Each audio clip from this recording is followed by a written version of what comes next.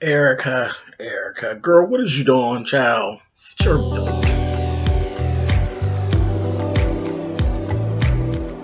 I'm like, come on through, Cookie. I'm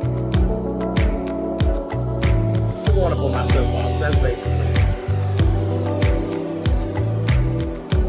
Let's talk about drag and all its forms.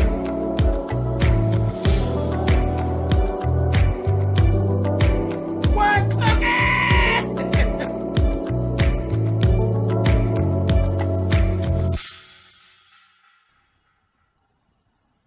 Hey guys, thanks so much for clicking on the video. This is my review for Love and Hip Hop Atlanta Season 7, Episode 5. Now, Erica, I knew it was only a matter of time before Erica Mena just went left. She can't help herself. Erica is, and I believe this is why she's here. Erica is like the wild dog of New York. So now Jocelyn's gone, so they had to go get a new pit bull. So now I guess it's going to be Erica. Why are you even allowing this to even happen? But whatever. We'll get to it. First things first. We left off last week with Tommy and Tierra, and I said, what the hell is Tommy up to? I knew it could be nothing but trouble when it was involving Tommy and Tierra. Child, come to find out, that damn Scrap is getting ready to come home. And Tierra, now this is a lot of nerve.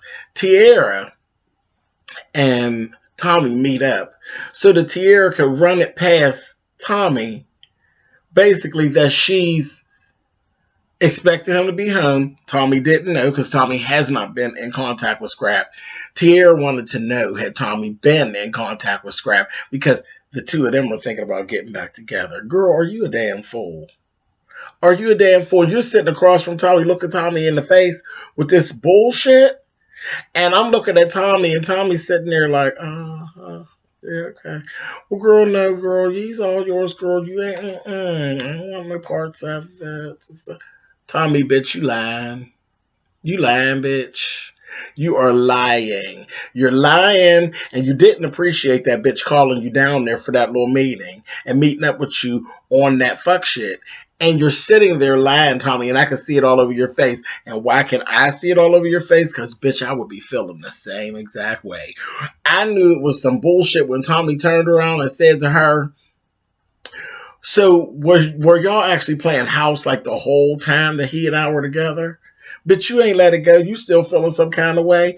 And as soon as you get a chance, you're going to slip, trip, and fall right on Scrap's dick. And for this, I'm not mad with you, Tommy, because it's all fair game. Now, the thing is, don't get caught up. If you're just doing it to be a bitch, it's cool.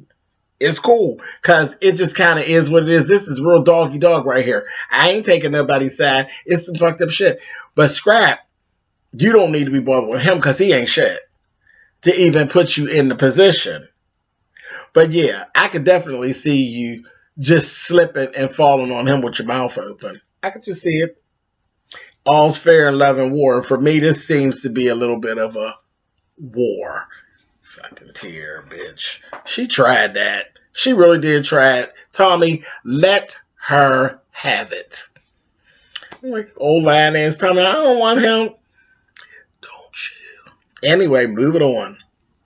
So we see Jessica Dime goes down to see Dr. Jack. Dr. Jackie had these badass goddamn purple shoes on. That damn Jackie knows she has some badass shoes. But she had these damn ass purple shoes on. I said, come on, Jackie, doing ultrasounds with 4-inch sandals on. Bitch, go ahead, Dr. Jackie. Anyway, but she ended up talking to Dime about a support system. She said, you don't have a support system? Not in Atlanta. She's like, I have not met girlfriends that I would call that. So what about your mom and that kind of thing? It kind of sparked a little something in Jessica. And then it came up again later on when she sat down with Carly and Sean. And Sean slipped up because Carly didn't even know about the pregnancy. She hasn't told anybody about the pregnancy. She's planning the destination wedding. Her and Carly had met up for that. Sean surprised her and did show up because he's been running in and out of town so much. Slipped up and said something off the baby's heartbeat. She told Carly's big mouth ass, do not tell anybody. Nobody knows. Shut up, Carly. And Carly and Sean were both in agreement that the little stuff that went on with Jessica Dime and her mom, they need to fix it because she needs people around her, to go through all of this stuff.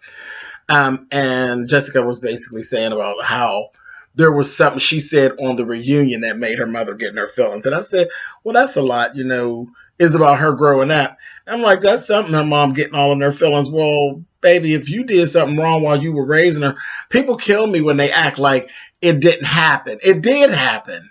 It did happen, and it is what it is. Whatever. But that's what it is. So hopefully Jessica and her mother can get to some common ground and be cool and do what they need to do. Okay, so other thing that's going on.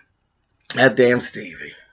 Stevie gets everybody together. He wants to have this little impromptu little party because he's telling them, I'm going to New York. I gotta go to court. And I owe $1.3 million in child support, back child support. And it basically really has to do with Savannah and Stevie Jr. It's their mom. It's what he owes her. Is all backed up. $1.3 million. So it's like, okay, cool, no problem.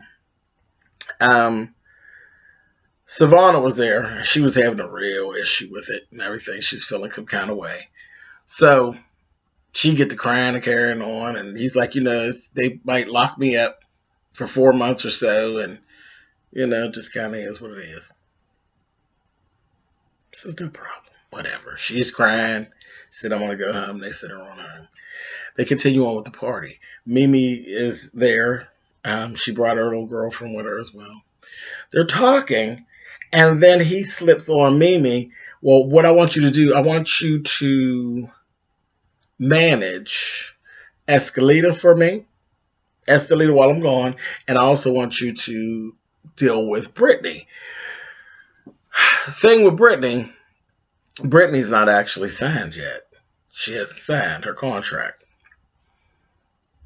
Then I looked at Mimi when Mimi said, well, it wasn't no big shock for Stevie to ask me about doing this because this is not outside of my league. Bitch, Mimi whore, you know good and well the last time you and Stevie was together and you were supposed to be managing some artists, you made a fucking mess. You made a mess. You were a joke. Nobody respected you. You were just a fucking mess. The only thing that you have ever excelled at on this is hanging from shower rods, screwing Stevie, yelling and screaming, arguing with Jocelyn. That whole thing. The whole basically hanging on the bumper of the bus situation is what you're good at. Managing and fucking around with music, that ain't what you do, Mimi. That is not what you do. And then you have this new thing that you're doing now, munching carpets. You seem to be good at that. But managing careers, bitch, no ma'am. No ma'am, bitch. You're trying it. Whatever. Anyway, so Stevie wants to put her in it. She's like, I don't like getting in Stevie's mess. And you shouldn't because it's all a ball of shit. Next thing you know, here comes Keely. So Keely and Brittany show up and they're talking. They're back and forth. And there's like this whole thing of like Keely being dropped on to Stevie. Like, I don't need you because if you ain't going to do right by me, I got Keely. This whole thing. And I sat and I watched how Stevie finessed that whole situation. He finessed the shit out of that situation because they had even went down into this whole thing about the song that he was dealing with Brittany. And she's like, I wrote the song instead. And he's like, the song belongs to me. And I could very well just give it to Mary. And she's like, I like Mary J. Blige, but she ain't getting my song. This, that, the other. It was like I said, I could give it to Mary. And they're going back and forth. I'm like, girl, Stevie done got you in a old 52 mashup, honey, and got your shit all jammed up. I said, that's Stevie. I said, now, Stevie, when it comes to business, you seem a little shady, but you be doing a whole lot of little moves that's kind of very Gordy-ish. It ain't too cool. So, but okay, but I still stand by what I said as far as him and the manipulation of the women with them falling on his ding dong, honey. I ain't giving them credit for that. When they do that, that's because they be doing what they think they want to do and they get fucked up in it. But as far as the actual contracts and the way you handle the management, Stevie, that shit ain't cool. You're not cool.